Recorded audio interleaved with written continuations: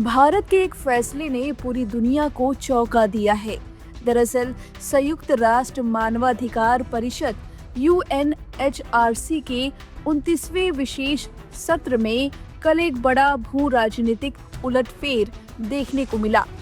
Iran में मानवाधिकारों की स्थिति को लेकर पश्चिमी देशों द्वारा लाए गए निंदा प्रस्ताव पर भारत ने खुलकर तेहरान यानी कि ईरान का साथ दिया। भारत ने न केवल इस प्रस्ताव का विरोध किया बल्कि नो विपक्ष में वोट डालकर पश्चिमी देशों विशेषकर अमेरिका और यूरोपीय गुट को चौंका दिया है। क्या था प्रस्ताव? यह मतदान प्रस्ताव संख्या AHRC S39L1 पर हुआ। इस प्रस्ताव का उद्देश्य इस्लामिक रिपब्लिक ऑफ ईरान में मानवाधिकारों की बिगड़ती स्थिति की निंदा करना था। विशेष रूप से यह प्रस्ताव 28 दिसंबर 2025 से ईरान में शुरू हुए राष्ट्रव्यापी विरोध प्रदर्शनों के संदर्भ में लाया गया था। पश्चिमी देश चाहते थे कि UN ईरान के खिलाफ सख्त रुख अपनाए, लेकिन ग्लोबल साउथ के कई अहम देशों ने इसे पश्चिमी एजेंडा करार देते हुए खारिज कर दिया। वोटिंग का गणित, कौन किसके साथ? वोटिंग के दौरान असेंबली हॉल का माहौल तनावपूर्ण था। स्क्रीन पर आए नतीजों ने दुनिया को दो धड़ों में बांट दिया। कुल वोटिंग परिणाम प्रस्ताव के पक्ष में 25 वोट पड़े। वहीं इस पूरे वोटिंग प्रक्रिया से लोगों ने परहेज किया, उसकी संख्या थी 14। वहीं इस प्रस्ताव को खारिज करने वालों की संख्या थी 7। भारत उन चुनिंदा 7 देशों में शामिल रहा जिन्होंने इस प्रस्ताव को पूरी तरह खारिज कर दिया, यानी कि नो कह दिया। भारत ने अपनी पारंपरिक कूटनीति से हटकर इस बार अब्स्टेन तटस्थ रहने के बजाय सीधे नो वोट दिया है। इस खेमे में भारत के साथ ये देश भी शामिल थे: भारत, चीन, Indonesia, Pakistan, Iraq, Vietnam, Cuba. यह एक दुर्लभ अवसर था जब किसी अंतर्राष्ट्रीय मंच पर भारत, चीन और पाकिस्तान एक ही सुर में ईरान के पक्ष में वोट करते नजर आए। पश्चिमी देशों का गठबंधन यस खेमा अमेरिकी पर्दे के पीछे से और यूरोपीय देशों ने इस प्रस्ताव को पास कराने के लिए पूरा जोर लगाया था।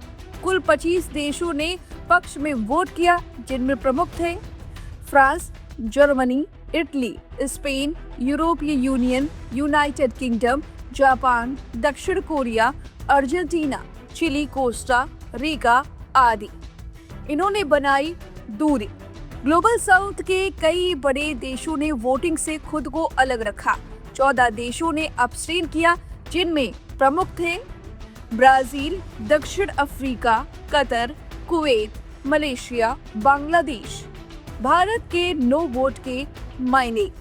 आमतौर पर भारत मानवाधिकारों से जुड़े देश विशेष प्रस्ताव पर तटस्थ रहने की नीति अपनाता है, लेकिन इस बार नो वोट करना भारत की विदेश नीति में एक बड़े बदलाव का संकेत है।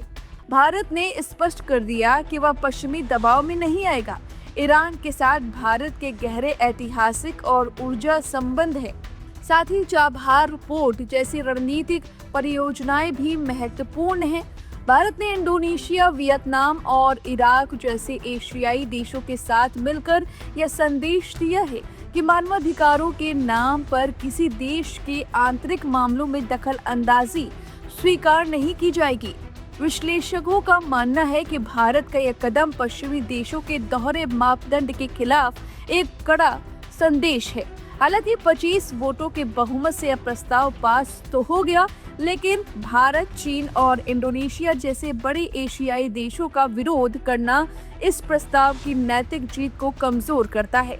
पश्चिमी देश भारत के इस कदम को ईरान के साथ अपनी बढ़ती रणनीतिक साझेदार के रूप में देख रहे हैं।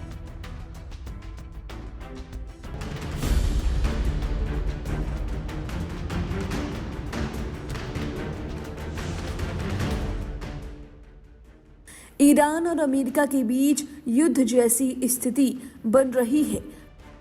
डोनाल्ड ट्रंप ने ईरान का बुरा हश्र करने की धमकी दे डाली है। अब इस धमकी का जवाब आया है। ईरान के रिवॉल्यूशनरी गार्ड्स के कमांडर ने अमेरिका को चेतावनी दी है। उन्होंने चेतावनी देते हुए कहा, उनकी उंगलियां ट्रिगर पर ही हैं।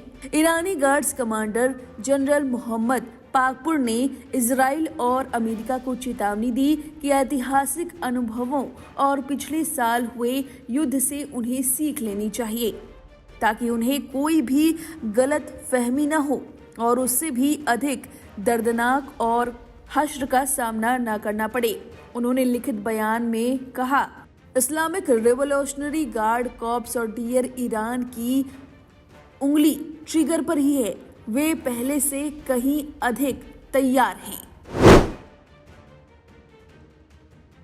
बता दें कि ईरानी रिवॉल्यूशनरी गार्ड्स को ऑस्ट्रेलिया, कनाडा और अमेरिका सहित कई देशों ने एक आतंकवादी संगठन के रूप में चिन्हित किया है और इस पर प्रतिबंधित भी लगाए गए हैं। ईरान में जारी हालिया विरोध प्रदर्शनों के दौरान भी रिवॉल्यूशनरी गार्ड्स द्वारा क्रूरता की खबरें सामने आई हैं। इस बीच एक अन्य वरिष्ठ सैन्य अधिकारी जनरल अली अब्दुल्लाही अली बादीद, जो ईरानी संयुक्त कमान मुख्यालय का नेतृत्व करते हैं, उन्होंने चेतावनी दी है, अगर अमेरिका ने हमला किया तो अमेरिका के सभी ठिकाने ईरान के सशस्त्र बलों के लिए वैध लक्ष्य होंगे।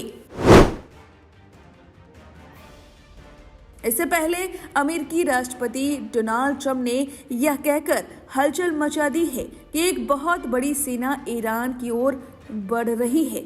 ईरान ने एयरफोर्स वन पर पत्रकारों से कहा कि अमेरिका सिर्फ एहतियात के तौर पर ईरान की ओर एक विशाल बेड़ा भेज रहा है। उन्होंने कहा, मैं नहीं चाहता कि कुछ भी हो, लेकिन हम उन पर बहुत करीब से नजर रख रहे हैं।